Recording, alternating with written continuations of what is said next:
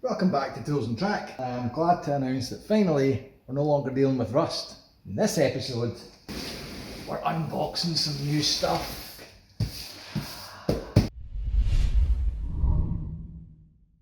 I'm all for recycling and saving the planet and making good with as much of the crusty old shit that we have in this car that I can find, but there are parts here that are just not for saving, and quite a few of them at that. So, what have we bought? Let's start at the top. As we've seen in episode 2, there was a lot, and I mean a lot of problems with the suspension arms. Most of them were so seized and the bushes so far gone that they had to be chopped off from the hubs. Well, never replace when you can upgrade. I had a look for suspension arms and I'm stunned to announce that getting aftermarket adjustable ones was actually about as cheap as it was to get the correct ones that came from the factory. So that's a start. So that is all the lateral arms and the trailing arms for the back of the car. We'll get them properly unboxed as the episode progresses. Ugh. Yes, we had to chop off the old arms. We also, as a result, had to chop off the bolts that held them in place. So welcome to an entire raft of just about every bolt I'm going to need to put these arms back in the car. What's next? A pair of handbrake cables. Left and right. Now, I'll be honest, the handbrake cables weren't that bad when I had a look at them. One of them was pretty stiff and seized looking, but probably could have been saved. If I'm being honest though, we're going to be working with these guys anyway. Why bother not replacing them when it's very easy to do so? What's in the last box? The last major item on my to-do list we covered at the end of the last episode. The fairly horrific looking fuel tank.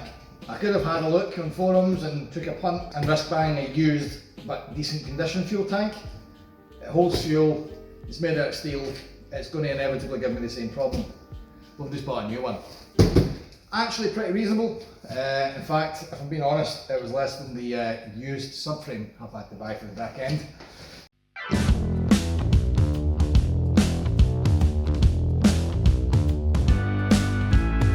So that's the fuel tank unwrapped. Did expect it to be new, did not expect it to be quite as silver it is, so we'll probably get a bit of damage trouble over that at some point. So first things first, the only bit that remains in the old tank to transfer.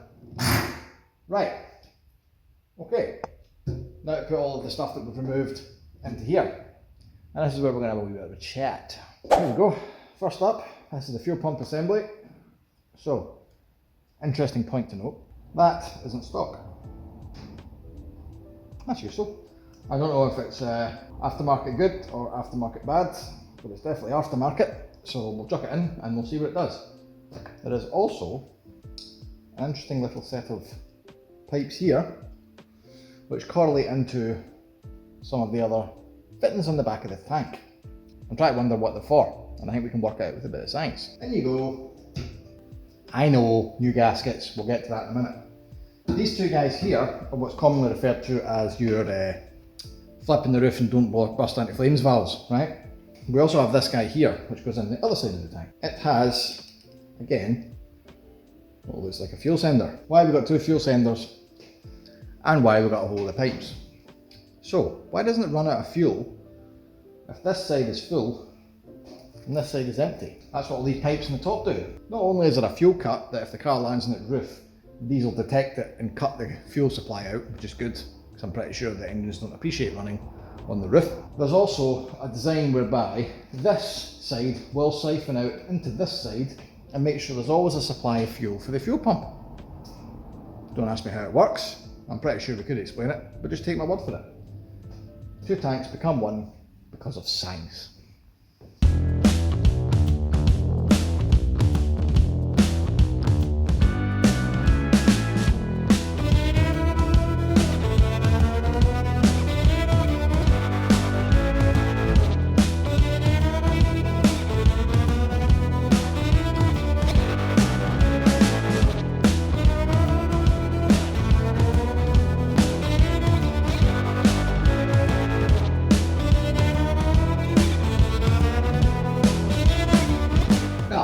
Blisters on my fingers now. You'll note I've got rid of the plastic feed pipe that's from the fuel pump to the engine, the one that feeds the fuel in, because A, it's a bit expensive to replace, and B, The other end, i.e. the original crack that caused all this fun in the first place, has one of these. I've no idea how you're meant to make one of them on one of these pipes, so we're just gonna replace it altogether.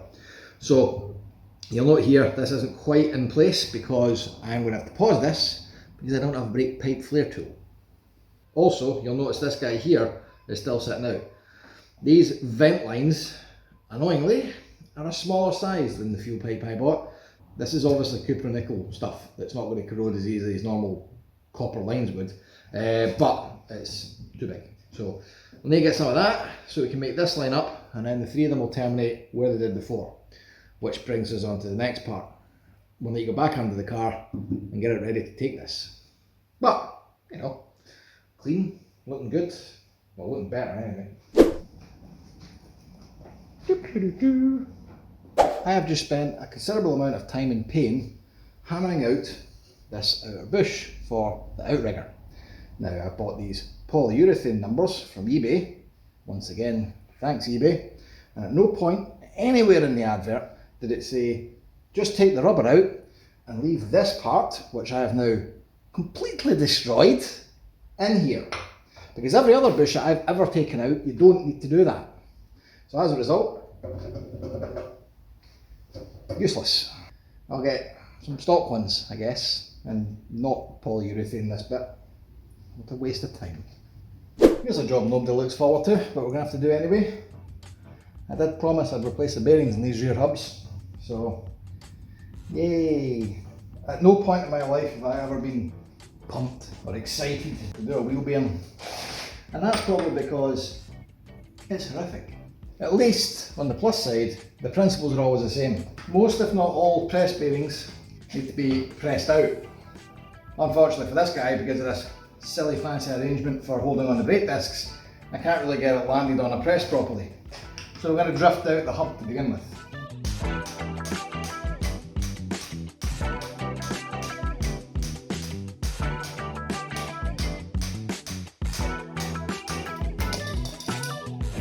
That's the inner hub, stroke wheel matey bit out of the way. I've also taken the dust guard out and all the remains of this, which is the outer race. So that's dead.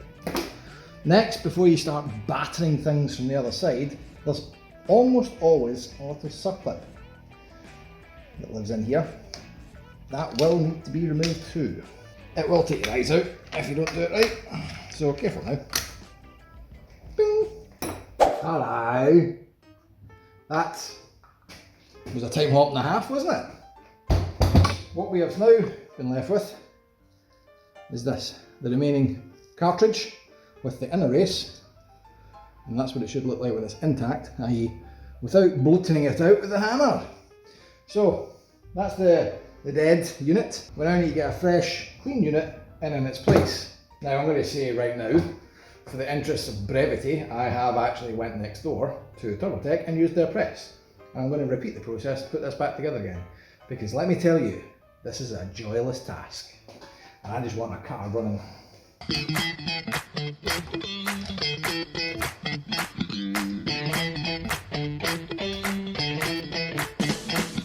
This is the last part of the bearings that we need to deal with. Well, certainly the old ones anyway. This is the outer race, or rather the inner bearing race for the outer part of the bearings. So this guy usually presses on and butts up against the journal here. Now, this is an interference fit, and as you know, it's got to come off with force. So you've got two options here. Traditionally, I usually run a little slit at an angle with an angle grinder down there and just break the metal basically, but it's a very, very precision thing to do. And it's very easy to get it wrong, nick the steel on here and potentially scrap your inner hub. So, what other options are available to us? Well, if there was some way to actually press it off, we could probably do that. And I've got to be honest, there is probably a way to actually secure this, press down with the force here, and draw that all out. But I'm going to guess it's also specialist tooling, which we don't have. So what's option 3? Just burn it.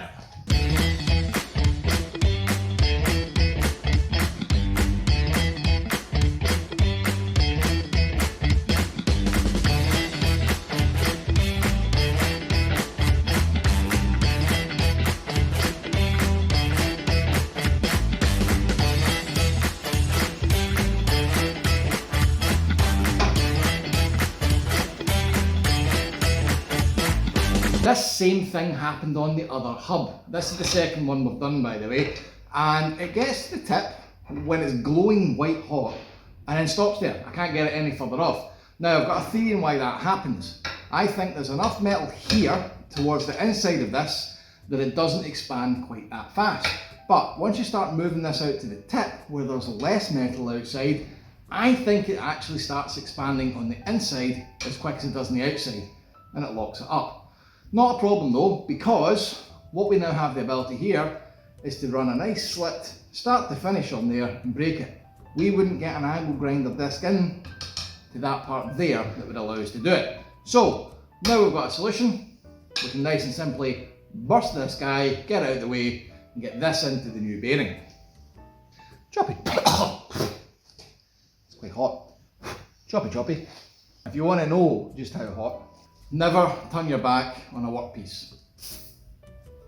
That will be, and I kid you not, still doing that 30 minutes from now.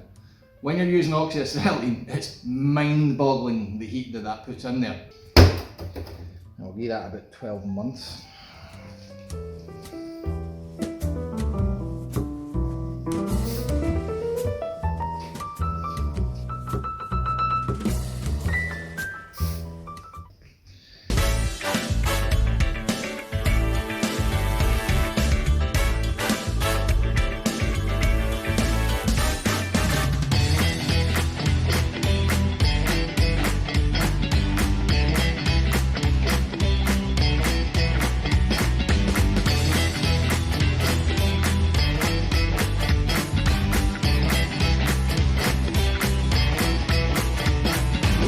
Frosty! So apologies for the hat. I went home for a shower last night and my hair was basically hydrophobic. There was so much dust on it that water just ran off and it stayed terrible. So as a result, we're going to try to reduce that today. Right, have a look at these transit blocks, as I'm calling them. They're probably not called transit blocks, they're probably called something else. But the bits where the brake lines and the fuel lines go through the back seat of the car. Now, there's a number of options I have available to me here. None of them are going to be easy, but both of them should, in theory, put some metal back in. Let's have a look. So let's start proceedings with this. This is pretty ratty looking. This is where the two brake lines go back through for the rear brakes. Now, you'll notice here we've got a number of things going on. The hole where a rubber boot will go, which will hold these and keep things sealed. This is completely shot. This will need completely replaced because the rubber's going to hold back zero water. We've also got this. Now we've got one of these holes on the other side as well. I don't really know what this is for. Nothing actually goes through this. I've got a feeling it's just a plug hole or some other version of Impreza used this. I don't know if we're going to have to reuse that or not, but because it's circular, if we do need to put that in, I can always drill this through at a later date. But I think if we do some form of plate and then we delete that, it's not the end of the world. This though, that's for the loom that goes to the fuel tank. That will need to be in. So what we'll need to do is think of a solution that puts metal back in here. Now, we've also got a similar situation on the other side. Let's have a look at that. As you can see, pardon the detritus, another hole here again. There's nothing here, just like the other side, where I can see that leads this hole. So I'm not sure if it's just like a plugged hole or whatever. But if we delete it, again, it's circular, I'm guessing, so it can be re-drilled if required.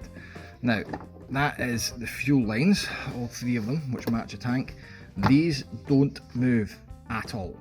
So I think I'm probably going to have to strip some of this back and see if we can get a bit more play, because if I'm going to be welding near these, I don't really want them there. Now option one is we cut it out, we make up a repair panel and we actually stitch weld it all in so that there's metal added back and it's all fresh. Option two is probably less desirable, less professional, but just as effective. We don't do the cutting out bit, we make the said repair panel and we just weld it in on top of what's there. I'm still in two minds about what's going to be easiest here. If we put a repair panel over things, it'll go in pretty easily, but it's going to look pretty ratty from underneath. If we chop it out, we risk losing the reference point for where this hole needs to be. Now that's an important factor because the brakes isn't that big a deal. We can probably just bend the new lines that we're going to put in to make the hole work.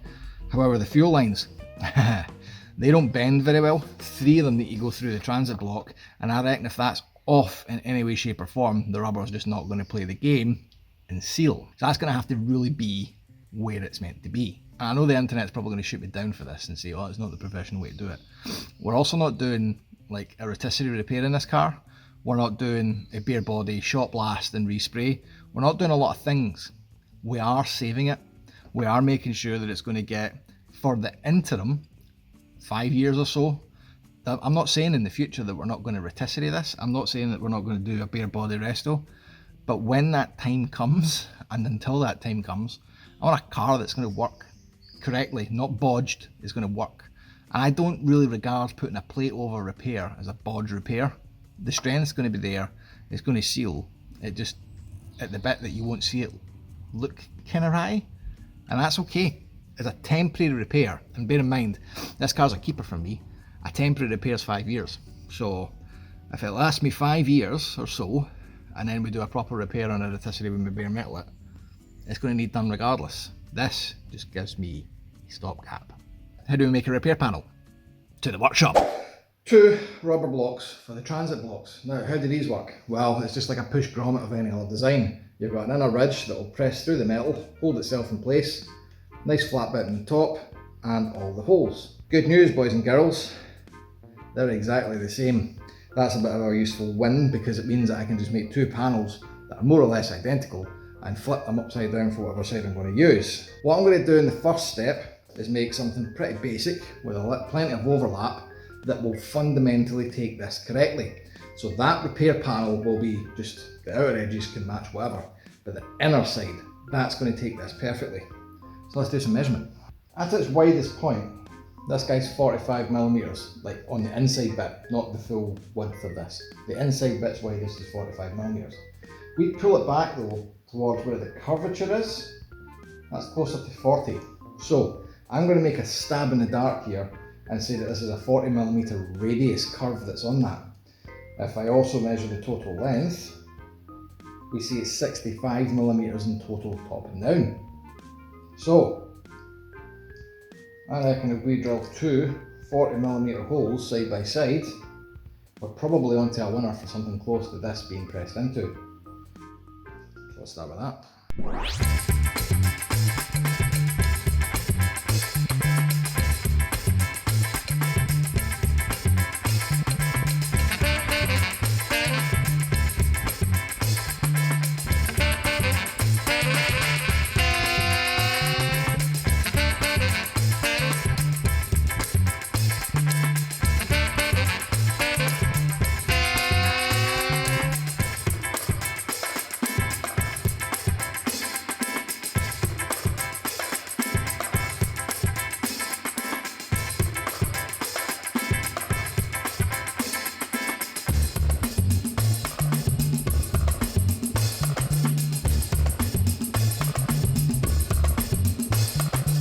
So with the old bit cut out, we're left with that.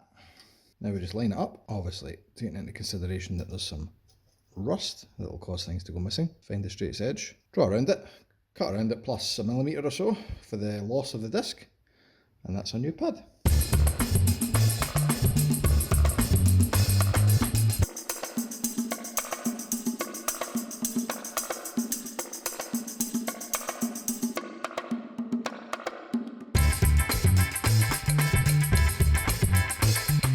So we're at a point now where I'm running out of things to do that doesn't involve bolting parts back onto the car. So we're waiting in paint drying. Obviously we've got welding still to do, which we'll cover in a wee second, but I thought, seeing as how we've done most of the refurb on parts that we're going to add to the car, let's have a little discussion about what several £1,000s worth of Impreza parts look like. Starting at the top, as we know, we've got the fuel tank, still waiting on the crimp tool arriving to finish terminating the fuel lines. That's in the bag, love, you've got that. We've also got new fuel tank straps because the last ones fell to pieces when we took them off. That, they want to cheat. Handbrake cables, as we've discussed, ready to go on. We have also sanded back and saved this diff outrigger carrier. We've also saved the 2 clamps going to that. That I have luckily not had to replace. However, we are still waiting on that replacement bush to go in here and here because eBay is full of assholes. We've also sanded down and painted the diff, because there's nothing wrong with it, why paint it? It will need a top up of oil before it goes back into use, but we'll sort that when it's on the car. This is the subframe. This is off of a Japanese car that was broken in Japan and shipped straight to us. It's mint. It is absolutely spotless. I am so chuffed with that, but I should be for 300 British pounds. Laid out our adjustable arm kit. We've also got handbrake, shoe kit for the discs to go back on because the last one's fell to bits. That I'm hoping is going to fit, but I don't actually have it confirmed yet. These guys, as I said, we were going to overhaul these. We just flattened them back and painted them. They're good to go and fight another day. We have also got the new bearings pushed in these guys, so that's the hub safe and ready to go as well. Now I just need to fit it all. There's a few other bits in the fuel tank, like we discussed, that needs to be finished. That needs to be done before the tank goes in, otherwise it'll be near on impossible. In the meantime guys, thanks for watching, thanks for sticking with us. I know it's a bit of a slog. If you think it's hard to watch, try being the one that has to do it. It has been a finger-numbing, long and painful process, but we're starting to get there. We're at a stage now where the press is starting to feel like it will make progress, rather than just being a continuing rust disaster. We will start getting into it, guaranteed putting things on this car next week. Everyone, Patreons, flashing up the side of the screen, really appreciate the support guys. Thank you so much for sticking with us through all these projects. If you want to help be that level of awesome, go on to patreon.com/toolsandtrack. Everyone else who has maybe just joined us, do the like, do the subscribe thing, you know how that works. And we will be back next time with either some low cost, some Impreza, or maybe something else. No, it'll be low cost and Impreza. I'm going to behave. Cheers guys.